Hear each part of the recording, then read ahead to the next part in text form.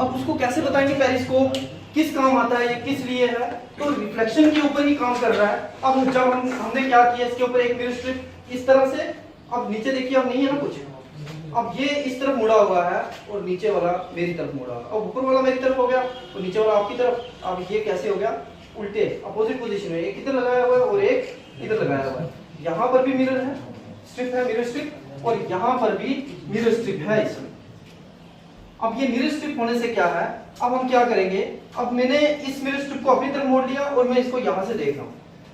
अब मैं इसको जब यहाँ से देखूंगा तो मुझे आप नहीं नजर आ रहे हो, मुझे वो दीवार नजर आ रही है सामने वाली।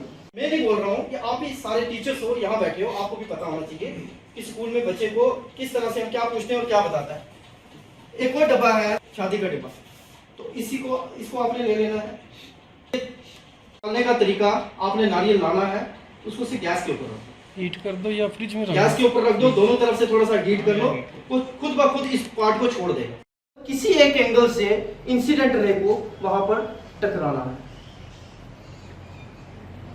आप देखना इसको,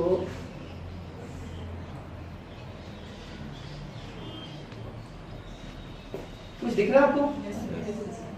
एक्चुअली ये लेजर जो है ना थोड़ी सी डिम है, तो सुबह मिली नहीं है। आपको मिल रहा है कुछ जो मैं बताना चाह रहा हूँ? ये देखिए, एक मिनट,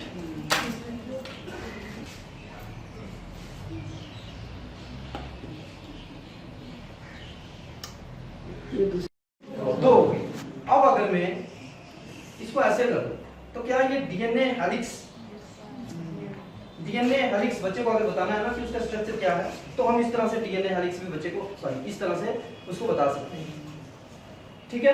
और स्पाइरोगेरा के बारे में अगर बच्चे को पढ़ा रहे हैं हम, तो मैं इसको थोड़ा सा और ट्विस्ट कर दूंगा, और ये वो बैक्टीरिया जो है स्पाइरोगेरा, उसकी शक्ल ऐसी है।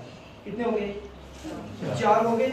उसके बाद अगर मैं बच्चे को लिम्फेटिक सिस्टम पढ़ा रहा हूँ साइंस में, लिम्फेटिक सिस्टम, इम्यून सिस्टम की बात कर रहा हूँ, लिम्फेटिक सिस्टम, उसमें आपने देखा होगा लिम्फेटिक सिस्टम में एंटीबॉडी सिक्रीट होती है ना।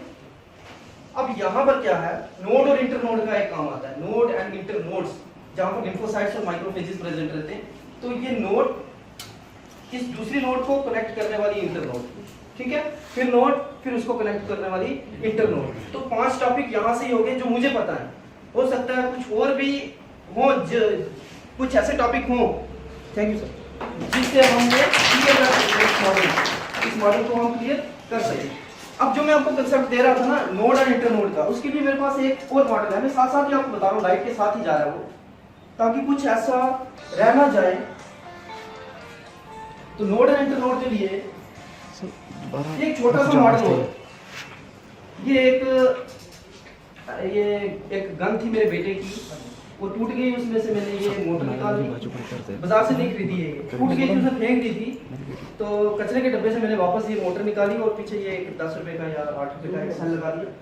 ये तो सबके पास है धागा, और ये मोटर की 2 तारें हैं, पहली तार इसके साथ और दूसरी तार, मेरे हाथों में काम कर, डरना नहीं है, ये बीमारी है।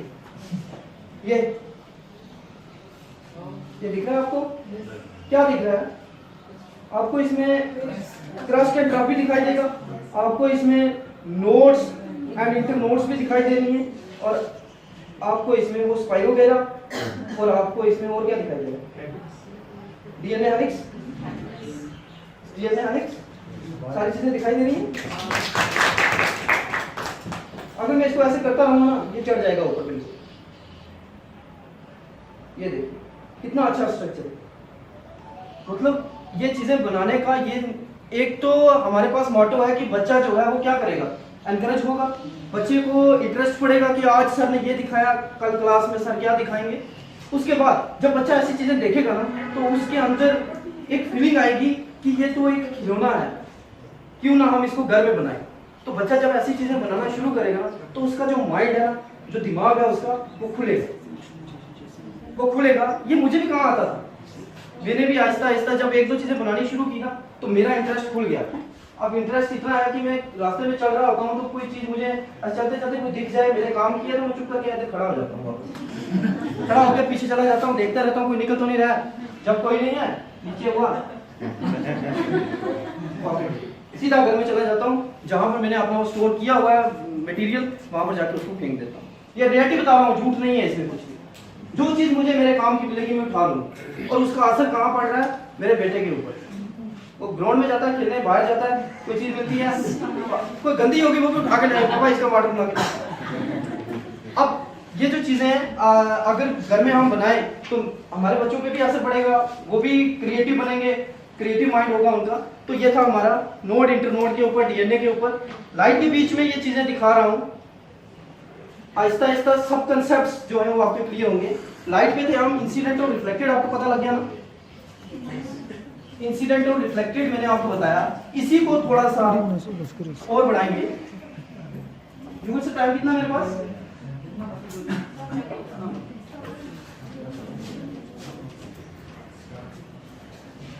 अगर मैं ये इंसिडेंट और रिफ्लेक्टेड को, अगर आपके पास वो अवेलेबल नहीं है, अगर आपके पास ये अवेलेबल नहीं है, इसके अलावा भी हमारे पास बहुत सारी एक्टिविटीज हैं। एक शीट मिलेगा मुझे, व्हाइट शीट।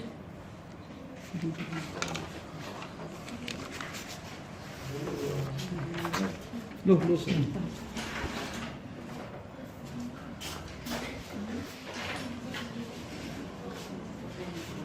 ये एक शीट है, आप पूरा लीजिए, ये आधा मिला मुझे। इसको ऐसे रख देना आपने। इंसिडेंट और रिफ्लेक्टेड रे,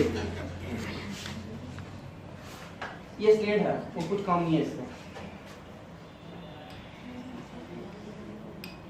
इसको ऐसे आपने 10th क्लास में देखा होगा कि एक प्रैक्टिकल है ऐसे, लेकिन हमने वैसा नहीं करना है।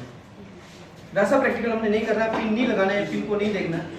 हमने सिंपली क्या करना है, ये एक छोटी सी पेंसिल का टुकड़ा ले लेना है। इस पेंसिल के टुकड़े को इस मिरर के सेंटर में लेके आके यहाँ पर रख दिया। अब इसको रखने के बाद ये वही बैम्बू स्टिक्स झाड़ू की 2 ले लो, नीचे आके खड़े हो जाओ। इस पेंसिल को आप देखिए, आपको यहाँ से जब आप इसको सीधा देखेंगे,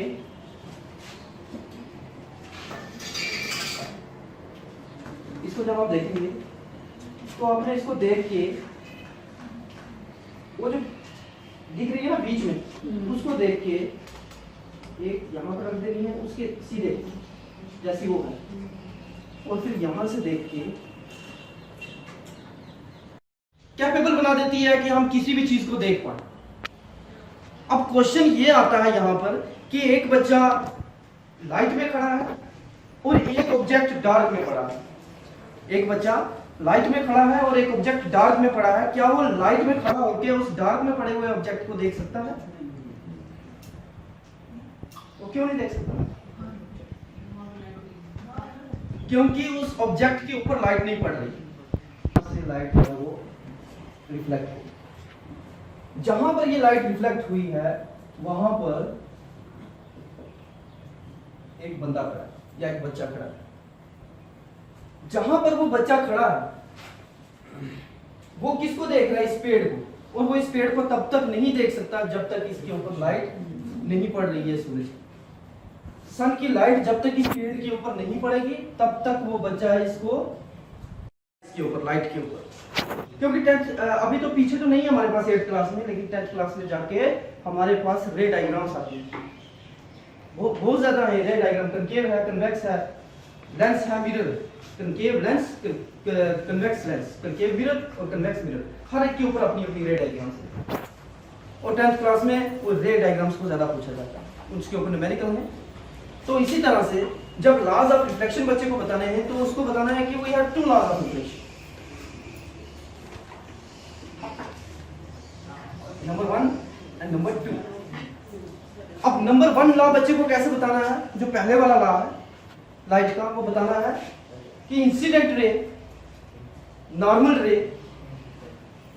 the incident ray is always equal to the angle of incidence is always equal to the angle of reflection.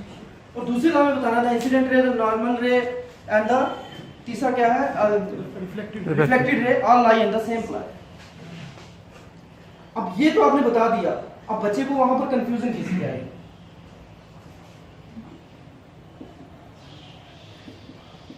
Incident ray